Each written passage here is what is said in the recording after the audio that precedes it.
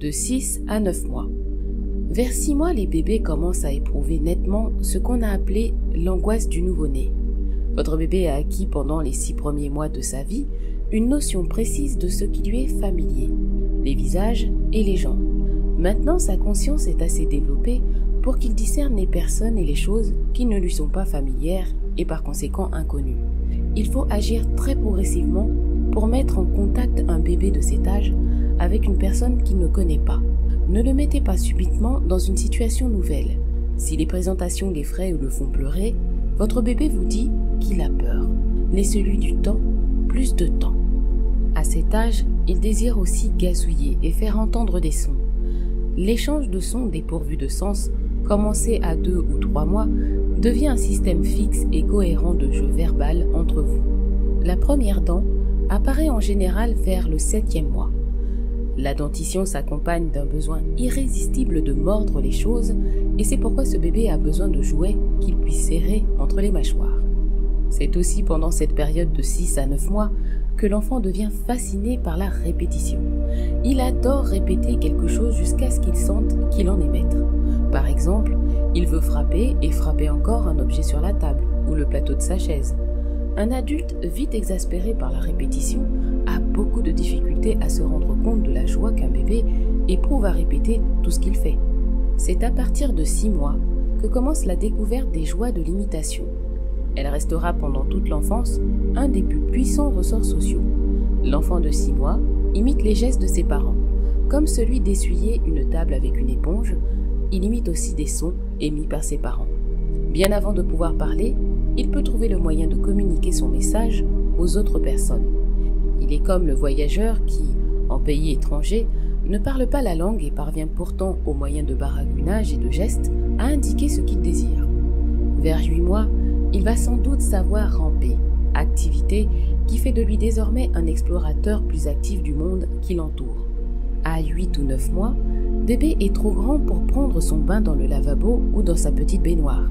Il est prêt à se baigner dans la vôtre. Il faudra mettre très peu d'eau, car un bébé qu'on laisse seul dans une baignoire risque de se noyer. Ajoutez à l'eau du bain une collection de jouets flottants, gants de toilette, récipients, tasses en plastique, et tout un monde nouveau de joie pure lui sera révélé. Jouer dans l'eau est une des choses qui plaisent le plus à l'enfant. Peut-être parce qu'il se souvient confusément de sa récente vie dans le liquide amniotique dans le ventre maternel. Quoi qu'il en soit, le jeu dans l'eau est un des plus calmants et des plus relaxants. Après avoir appris à ramper, votre bébé va maintenant commencer à évoluer à 4 pattes.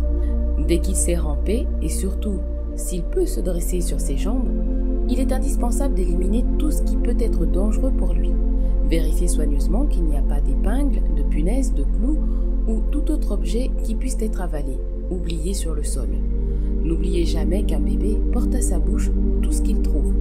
Tout ce qui dépasse l'incite à saisir et à tirer, corde ou fil par exemple. Veillez à ce que votre infatigable petit explorateur, au visage toujours en l'air, ne puisse tirer et faire tomber sur lui aucun objet coupant ou pesant. Lâchez votre enfant de temps en temps hors de son parc. Le coin d'une pièce ou même toute une pièce, les issues barricadées et ne contenant rien de dangereux, sera un champ d'action pour toute la journée. L'intérêt manifesté à la découverte du monde qui l'entoure poussera l'enfant entre 6 et 9 mois à se contenter souvent de jouer seul pendant une demi-heure d'affilée. Les objets les plus courants de la maison sont souvent les meilleurs jouets pour un bébé de cet âge. L'âge précis auquel un bébé peut ouvrir sa main et lâcher les objets varie d'un enfant à l'autre. Quoi qu'il en soit, quand votre enfant atteint cette étape de son développement physique, le temps des épreuves est arrivé pour la mère. Bébé a découvert un jeu entièrement nouveau qui s'appelle « Jouer à laisser tomber et à lancer les objets ».